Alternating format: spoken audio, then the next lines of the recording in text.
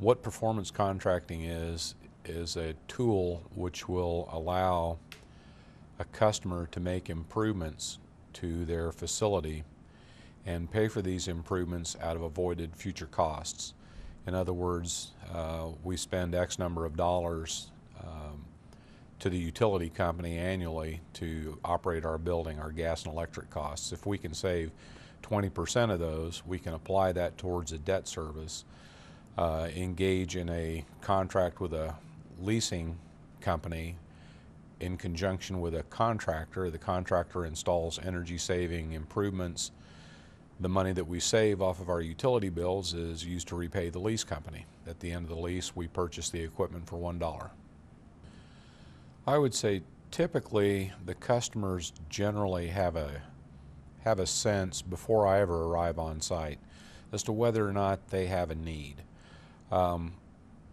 What we do is we provide a means for them to address that need. Is it the right approach for every customer? Really, I can't answer that. Obviously, it's not. There are some people it's not the right approach for if they've got a bottomless pit of money out there, but that's one of the problems that we have in state government and municipal government right now is we have very limited resources.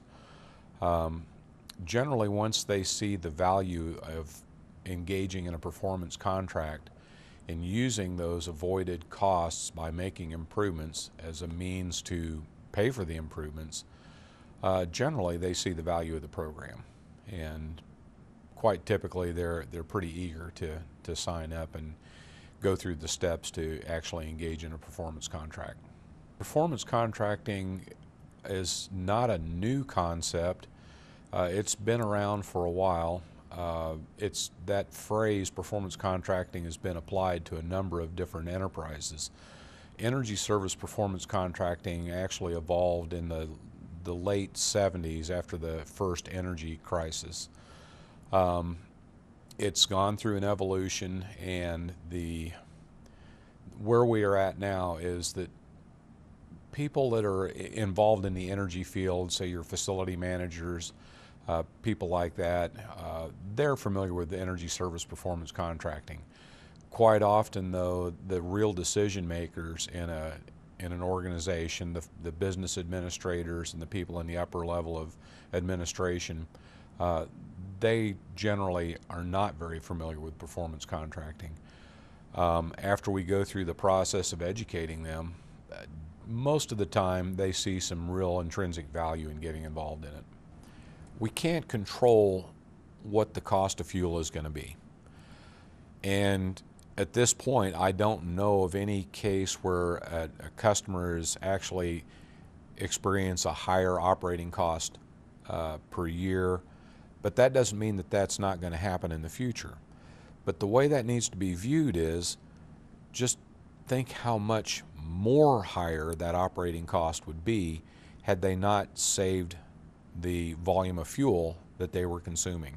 There's several instances I could think of where the customer that had a little bit of trepidation initially came back after we completed the work, after the contractor completed the work, and the customer was very happy. One of those is out at one of our correctional facilities. As a part of the performance contract, the ESCO installed water-saving plumbing fixtures throughout the prison. And that may not sound like at first blush that that's going to be a big saver item there. But you got to think about the context of where they're being applied there. There's not a lot else for those guys to do in there other than sit in there and dream up ways to be annoying. And one of the ways that they are annoying is they like to flush their toilets a lot. Each cell has a toilet. Well, we replaced everything with high efficiency, low water use stainless steel fixtures throughout the facility, and also made some improvements in their laundry facility that was going to dramatically reduce the amount of water that was being consumed.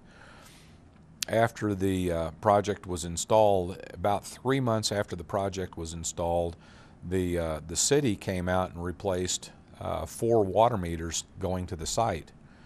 And when we asked what was this all about, they said, well, all of the water meters must have failed because 3 months ago, the water use at the site was cut in half. And that's one of the, which was in excess of what we thought it was going to save. But that's one of the stories I like to tell, that sometimes these things have better than expected results, to the point where the utility company out there is in a little bit of a sticker shock. I mean, they're now on the other end of what it's like to have your budget affected by utility costs. Their revenues went down dramatically, and they were looking for ways to why this happened. I mean, we didn't ask their permission to put in the low flow fixtures. We just did it.